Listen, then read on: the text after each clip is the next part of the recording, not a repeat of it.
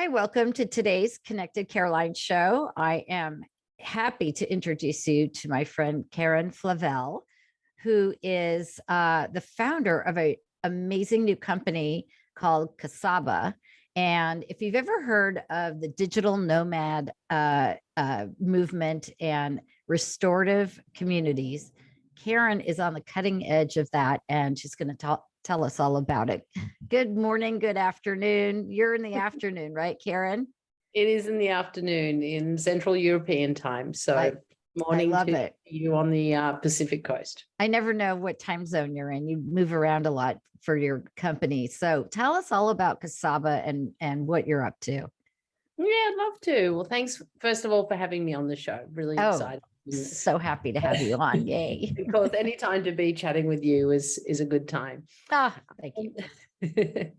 So, well, Kasaba really came from the idea that there's better ways for us to live in a more connected way with each other and with the land, and to live more harmoniously with the planet. So that was the actual idea. And it actually was created because I wanted to overcome the challenges of co-buying properties and co-owning the kind of spaces that we're talking about that are oriented to being more for the community design, social spaces, big vegetable gardens, big kitchens. I think many of us yearn for that. And I've heard it just so many times now, people saying, yeah, a group of friends were sitting around saying, we should have that property where we can all go and spend that time together. So that's actually where the idea came from. And after I tried to buy that amazing place with friends and never got it together. So I then became a digital nomad and saw that, wow, not only are these places sort of the kind of places that you want to go to for 1 or 2 months a year to be with other people and to be in a beautiful place, but it's actually a great way to live working remotely, which of course COVID happened just at the start of this idea. The pandemic happened, and I think it made a fundamental change to the way people are looking on how to structure their lives. And of course, people set off on this, I'll do a month here, I'll do a month there. And that's great fun, except after a while it gets very tiring, and Airbnbs aren't really set up to foster a great nomadic experience. You do need other services. You need somewhere to store some stuff so that when you come back to that area, you've got some equipment and supplies that are otherwise won't fit in your suitcase. You might have mail forwarding. All of these sort of things are basically coming forward because it's now maturing. That's nomadic way of living, which actually has been growing steadily. I think Tim Ferriss could probably claim to be one of the early instigators of it, with the 4-hour work week, really got into what that nomad lifestyle is about. And I think as it's maturing now, so 10, 15 years on, people are looking for a way to combine things like being able to invest in real estate, which is actually one of the number one ways that people that live as digital nomads like to prepare for the future and have some security. But of course, when you're moving around between different countries, managing real estate is really difficult. So Kasaba's just really evolved to attend to these needs and overcome challenges, which any great business does. Yes, with the real estate market pretty much being priced out for the general population, especially here in California, I'd say the coasts, but everywhere it's gotten way more expensive. And people that have good jobs or great businesses still, are having struggles to purchase their own home. This offers an opportunity, like you said, for people to invest in real estate all around the world and also have a place to have a community. So first of all, how long has Kasaba been, I guess it's still a startup, and how long have you been working on it? I started it in late August. I was pretty excited about shipping containers. So I actually started a company called Containerly with that same notion of sort of having these shipping containers in nature, that cabin porn, which everyone was obviously Yeah, you know. Yeah. So I was initially excited about that. And then I met someone who actually deals in selling shipping containers. He said, Keren, I'll give you 30 of them if you set up a whole village. And once I'd sort of started to really recognize, wow, it's the village that is the exciting component of it. And thus I renamed it to Kasaba, which means village in Turkish. And so that's when I first started it. But really, because of that sort of year of, pandemic, no one knew what to do kind of thing, even though people wanted to get out of the city, we didn't really have the offering ready to go. And because I do like to think differently around how to do things, for me, I didn't want to just make a business, get investors, provide a return to investors. What's much more interesting is the cooperatively owned aspect. Now there's been a lot of movement in the way DAOs and blockchain and cryptocurrency are going to support that kind of thing. It's still very early days and we're seeing early experimentation in that area. It's probably not something that we're going to do for our first one in Portugal. But, you know, I've just spent a lot of time doing workshops, activating the community and really trying to understand, you know, how do we create something that just is simple to understand, to be involved with, provide security, all of that sort of thing, because it's quite a mammoth thing. Yeah. What is a very ambitious project, but of course it starts one at a time. But by creating the sort of scope of it being the global network, that's actually quite important to how people think about how the offering can serve them. So the moving around between places is really interesting to people. We know that. We also are seeing people that are in different localities activated and they want to be part of Kasaba because they don't want to do it alone. It's a big job and that it usually ends up as a mum and pop, very unprofitable business. Whereas if we set it up so that it can be a little bit done on scale, the marketing, you know, basically takes out a lot of those tasks that would otherwise be on the couple that typically would be setting up this. If you think about the RV parks of 50 years ago, you know, and I also see that timeshare was an interesting experiment that kind of has gone pretty wrong for a lot of people. And therefore, a lot of people kind of like timeshare, I don't want to be part of it. But in actual fact, it was one of the first sharing economies, right? The idea of kind of going, well, instead of buying my own place, why don't I just buy a couple of weeks a year? So, you know, we're really trying to get a different take on the timeshare kind of subscription living or housing as a service, if you want to be totally techie nerd. But, you know, so for me, it's really, you know, it has taken a long time to get the first property up and running. But, you know, these aren't just whimsical things. We're talking about getting property and getting a community that is investing in that property for 30, 50, 100, hopefully years. You know, there shouldn't be a time limit on these sort of places. Definitely. God, I have so many questions. First, what countries are you in and what's your, you know, long-term plan in term or even short-term to midterm plan of where you want to expand to? So yes, you said that you have one in Portugal and Yep. is it set up to invest in? And you know, where are you? What stage are you in? What we've done. Those are two questions. Yeah. No, I have so many questions. It's okay. We have not purchased the Portugal property, but we are likely to in November. We've got the short list of around 3 of them. Now, the co-ownership aspect, which, as you know, I'm very, very passionate about. I want friends to come and put in $100,000 and co-own it together and make decisions together and all. That's the end goal. But what I've learned through the journey, because as an entrepreneur, you're constantly going to be, you know, watching for feedback. What's the market saying? What's the market telling you? I needed to get something and prove the model so that I can really hand on heart say, here's all the numbers. And you aren't different to the investor who invests in real estate. You're just going to stay in the place. Now, combined with if you're separate, if you're putting it all together around, well, I want it to be a sound investment. I want the great view and who else is staying there. And as you can imagine, there's a million things that come up. right? So to iron that out, it is really key that we set up a flagship property or 2 or 3 that are actually just a single investor coming on board. That's the avenue we've had to take for the reasons that I'm explaining, and I'll be fairly upfront around that. I tried for several years trying to get people on board co-owning from the get-go, and it was very, very difficult. And that's okay. It's a great learning. But that the goal is to say, okay, now you've stayed here, now you've met the other people that are around the fire. How about we buy another one over here and everyone can co-own that? And is it one subscription for the entire collective of locations?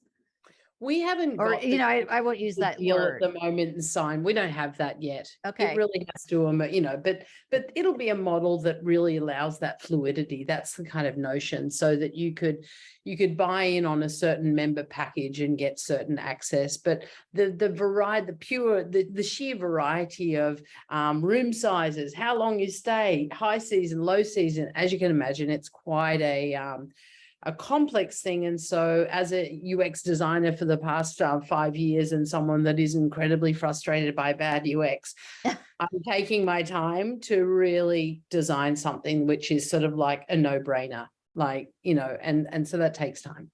So how many, it obviously depends on the size of the property, but do you have a vision of when a property, like when it's full, like how many dwellings do you think you're going to have like per, I don't know, I don't even know how to ask the question, but you know what I mean, right? Yeah, I get it. And it's a good question, because then you can kind of sense, okay, what's that experience going to be like? Right. So what we've found is that if you're looking at properties that are 6 bedrooms or 8 bedrooms or even 12 bedrooms, it's pretty intimate. And you kind of need someone being a manager there on site that's sort of like, oh yeah, you can leave your bags there.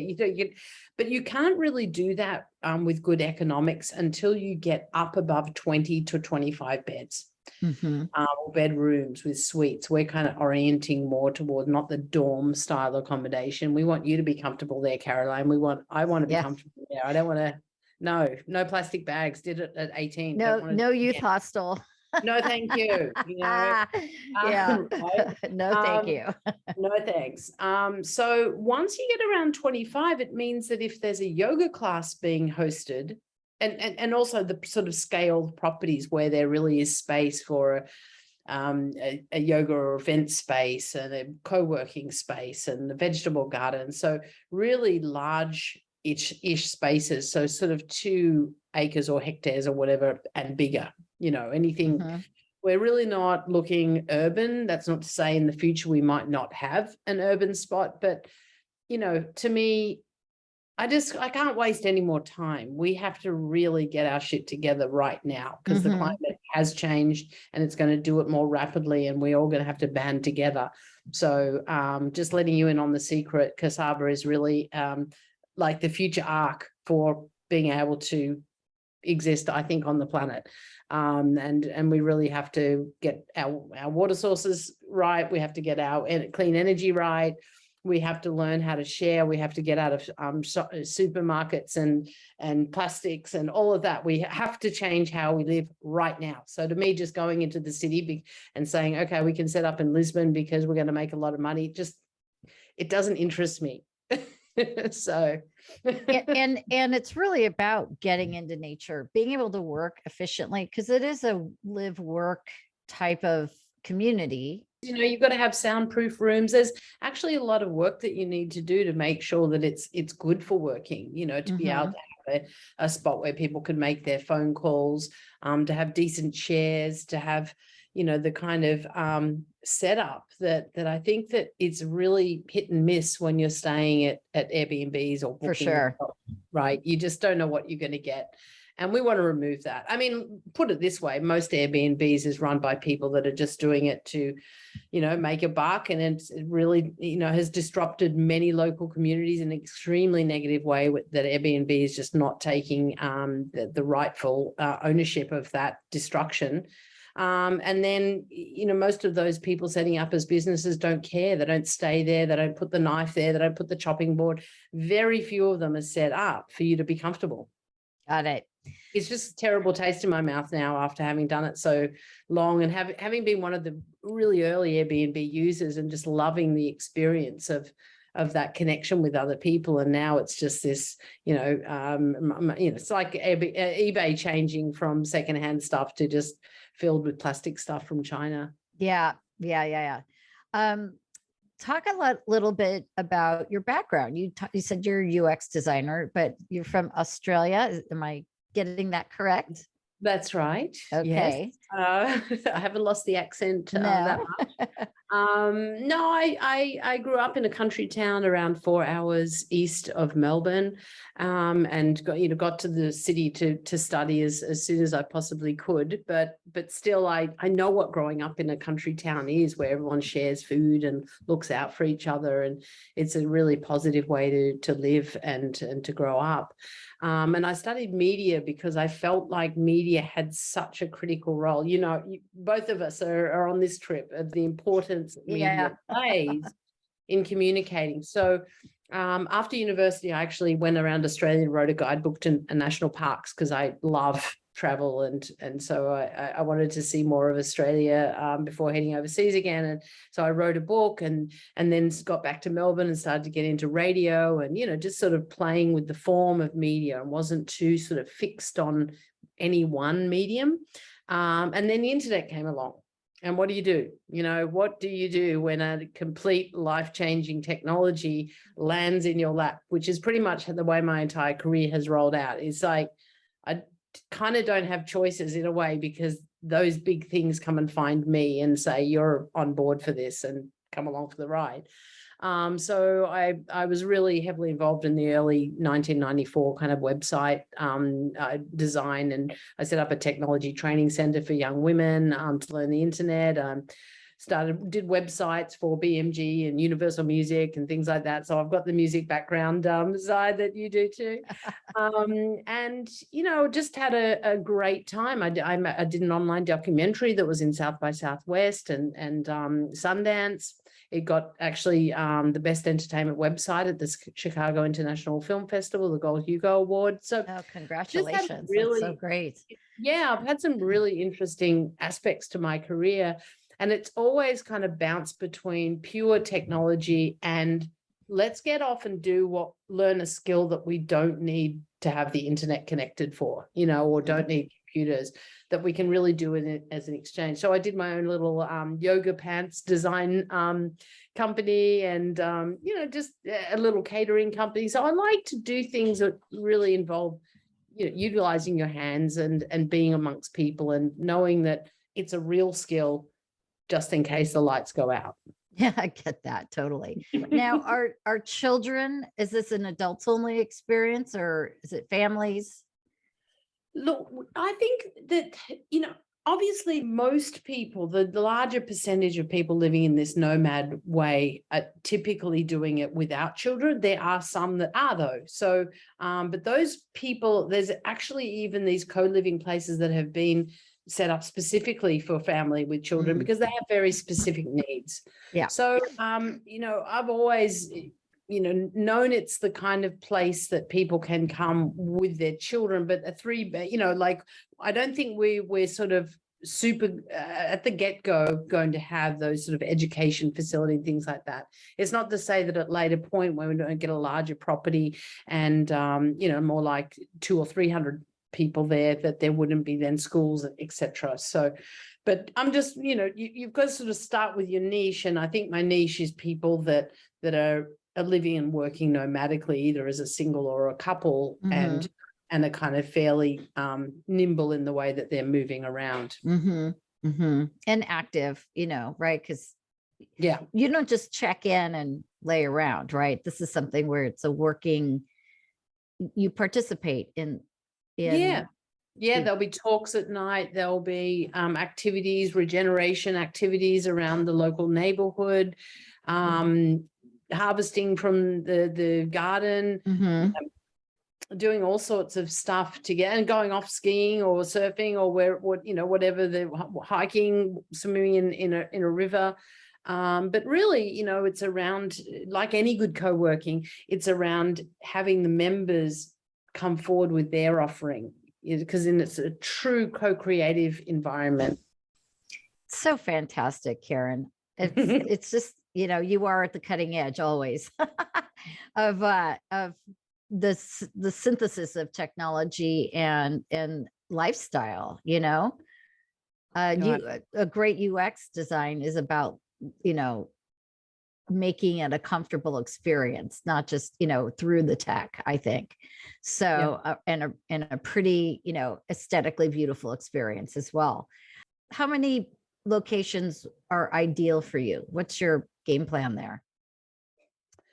Well, I think that I've always sort of had there's 400 places around the world in my mind, right? Now that can be a combination of affiliate kind of locations where we have a very integrated relationship with independent owners of properties, but we kind of just, make sure that our members are linking in with them. We're supporting what they're doing. And, there actually was a very interesting online booking site. It's been since purchased by another one. I won't name names, but it's kind of sad because they lost that kind of really fine-tuned respect for the kind of people that we're talking about, that we're trying to reach with Kasaba. And the one that sucked them up is kind of like a similar to Airbnb, not Airbnb, but, and it's sort of, so I feel that's a very important missing element in the marketplace, is how do we identify other people who do think about recycling and consciousness and composting, and they really want to get, active. They want to be around people that are smart, are caring, helpful, are respectful. How do you find those people? And I think what I'd really like is for us to be a beacon for that, and that there's multiple properties so that you really can, because what happened is, as soon as I started the site at the end of September, I had people contacting me from all over: Hawaii, Canada, Sweden. I'm now working with people in Ireland and Italy as the other kind of premier locations in Europe. And, it's just such a necessary thing, and it is a big lift for people to pull off by themselves. So I think that especially once we've got the first few going, we're going to see a rise of many locations with those local activators. And then, the system that we can then implement, that we've been working for years on, literally, on how to make it come to fruition in the best possible way. So great. So much, I'm just, as you're talking, I'm thinking of all the operational organization that it's going to take to not only, run the company, but run each property. And I mean, it's really ambitious and yet so necessary, for people to be able to have a place they can call their own in a market that's just, like I said, outpriced. I mean, just crazy expensive right now. It's going to get worse. And the regenerative, conservation minded aspect of it is really, like you said, necessary right now. Right now. It was too late yesterday. It was too late yesterday, for sure. So is there anything else you'd like to communicate to the listeners? You're looking for investors, you're looking for properties, like what other, like, what's the shout out? The shout out. Well, always looking for all of those. What I've found is that a lot of people see this is happening, want to get involved, and, life gets in the way. Like but our doors are open to more people coming on and being involved, because it's just a lot of fun, and, why not do things that really light you up? But the call out is really, think of how you can live in a more harmonious way with the planet, follow the law of nature, and whichever way that is. And I'll come and share your fire, you come and share my fire, but everyone, if we can all reassess how we live, is, and that's all I'm trying to do. I'm trying to be the change by creating something that lights me up. And I've had these experiences of growing food and sharing with my neighbors, and co-creating a 9-day camping trip with my friends every year that we did everything ourselves. I've experienced that, and I know that the more I put in, the more I get out. And so that's what I would say, is that, yeah, okay, that's all right, there's business, there's law, and all of these sort of things that make it muddy, but you just have to put your hat in the ring and go through it. I love that. And that is so true. I've said that on other podcasts. You know, when you are in service to whatever, you actually are the one that like get benefits from it the most, you know, not, you know, that's wonderful. Yeah. So Keren, I think we're wrapping up, and I'm so grateful for you to come on from Budapest. I love that. My globally jet set friend. I think your Kasaba is really, you know, going to disrupt so many different industries, but in such a positive way for our planet. And I think for people too, you know, it's really going to be a place for people to reconnect with themselves and with nature, and, you know, for a much happier planet. And thank you very, very much. Thanks, Caroline. It's great to see you. That's a wrap. Until next time, this is Caroline with the Connected Caroline Show. Make it a giving day.